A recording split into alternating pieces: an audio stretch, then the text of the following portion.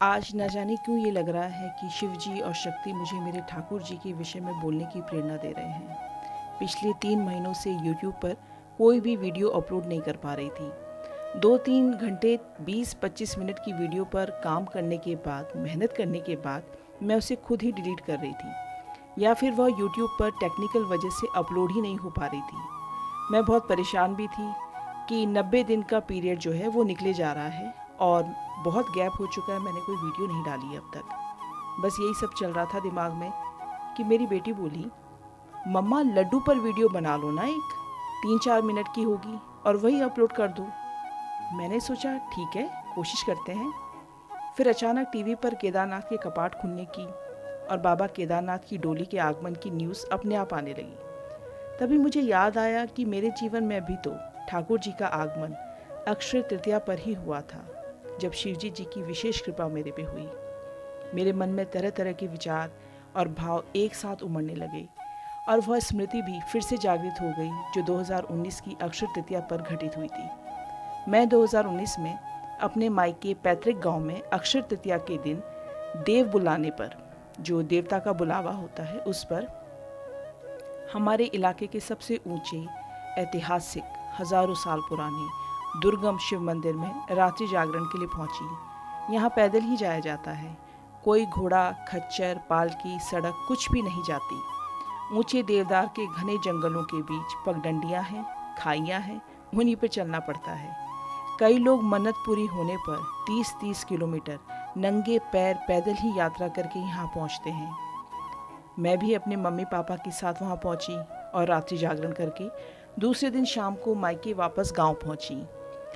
1-2 दिन आराम करने के बाद मैं और मेरे पिताजी अपने क्षेत्र देवता के दर्शन हेतु अनोल मंदिर के लिए प्रस्थान करते हैं, पर किसी कारणवश हमें गांव में ही काफ़ी देर हो जाती है। हम वहाँ शाम 4:30 बजे पहुँचते हैं। तभी वहाँ शाम की पूजा आरती का कार्यक्रम बहुत अच्छे से चल रहा था। अच्छा, गर्मियों के दिन थे और शनिवार था, स्पेशली छुट्टी थी। तभी वहाँ बहुत से लोग आए हुए थे, जैसे दिल्ली, मुरादाबाद, किन्नौर, सिरमौर, मसूरी, सहारनपुर, देहरादून, पंजाब, बहुत सारी जगहों से भीड़ इकट्ठी हुई थी। शाम आरती हो रही थी और मैं उस आरती का आनंद आंखें बंद करके भाव विभोर होकर ले रही थी। तभी मंदिर प्रांगण में दिल्ली के एक भक्त परिवार अपने लड्डू गोपाल को कंडी में बैठाकर आरती सुन रहे थे। मंदिरों की घंटियाँ जो आवाज़ कर रही थी, वो ऐसा लग रहा था जैसे कानों के लिए कोई अमृत बरस रहा है। तभी एक नवयुवक, जो मासू महाराज की कृपा से उस पे मासू महाराज का आगमन हुआ और वह बहुत तेज़ गति से हम सब लोगों के बीच में आ गया। सहसा मेरी आंखें खुली और मेरी नज़र उस पर पड़ी। फिर मैंने तुरंत हाथ जोड़ ली उसे देखकर। तभी एक नज़र लड्डू गोपाल पर भी पड़ी, जो आंटी के हाथों में झूल रहे थे। बस मैं तो निहारती ही रह गई उनको। फिर मैंने एक और ठाकुर जी के दर्शन करे वहीं पर, और मेरे देखते देखते 7-8 ठाकुर जी वहाँ उपस्थित हो गए। जैसे जैसे भीड़ छटने लगी, वैसे वैसे मुझे बहुत से हाथों में लड्डू गोपाल जी दिखते गए और मैं देखे जा रही हूँ सबको। कहते हैं ना कि ठाकुर जी की नज़र में बहुत जादू है। मैं उनको निहार रही थी और वो अपने नज़रों से मुझ पर जादू कर रहे थे। ऐसे लगा जैसे सारे लड्डू गोपाल मुझे ही देख रहे हैं, एकटक मुझे ही निहार रहे हैं, और मैं भी एकटक सबको नज़रों में कैद करना चाहती हूँ। ये उनके आगमन की पहली झलक भर थी। फिर मासू जी की पुजारी ने सबसे पहले सारे लड्डू गोपालों को गर्भगृह में आमंत्रित किया।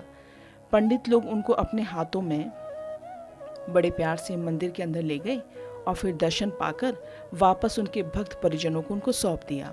मैं तब भी एकटक उन्हें निहारूं और निहारूं। जाने कैसा आकर्षण था, जो चित्त वहीं उन्हीं को देखने में मग्न था। हमें वहाँ से 6 घंटे की यात्रा करके पुरोला नामक स्थान पर पहुँचना था रात के लिए। शाम के 5:30 बज चुके थे और पापा कहने लगे कि बहुत लेट हो गया बेटा, रात हो जाएगी, ड्राइविंग में भी बहुत दिक्कत आती है। रात को पहाड़ी इलाकों में ड्राइविंग करना काफ़ी रिस्की होता है। मंदिर में भीड़ काफ़ी थी, दर्शन करने में बहुत वक्त लग रहा था। वहाँ उस दिन चक्राता के एसडीएम भी अपनी फैमिली के साथ दर्शन को आए थे। उनको दर्शन करने का पहला नंबर था। पापा परेशान थे कि क्या करें, हमारा क्या होगा। पापा किसी से ये बात शेयर कर ही रहे थे कि हमें बहुत देर लग जाएगी पुरोला पहुँचते पहुँचते। और हमें काफ़ी दूर जाना है। रात को ड्राइविंग करने में भी दिक्कत होती है। कुछ ऐसी कृपा हुई मासू महाराज जी की उस वक्त कि एक मुख्य पुजारी ने पीछे के रास्ते से मुझे और पापा को अंदर आके गुप्त तरीके से गर्भगृह के दर्शन करा दिए। वे कहने लगे कि हम ऐसा कभी नहीं करते कि किसी को गुप्त तरीके से दर्शन कराएं, पर आपके साथ आपकी बेटी है और आपको लंबी यात्रा करनी है, तो इस कन्या के लिए आप दर्शन लेकर बाहर निकल जाइए। मुझे जाने क्यों ऐसे लगा कि यह तो ठाकुर जी की और मासू महाराज जी की विशेष ही कृपा हुई है मुझ पे। सारे रास्ते टॉस नदी को निहारते हुए, उसके किनारे उसके जंगलों को निहारते हुए मुझे वही लड्डू गोपाल निरंतर याद आ रहे थे जो मैंने मंदिर में देखे थे। कैसा आकर्षण है, समझ नहीं आ रहा था। ऐसा लग रहा था एक अजीब सा रहस्यमय आकर्षण लड्डू गोपाल की आंखों का मुझे निरंतर खींचे जा रहा है। मुझे ऐसा लगा जैसे वो कह रहे होंगे कि मैं अब आने वाला हूँ तुम्हारे जीवन में।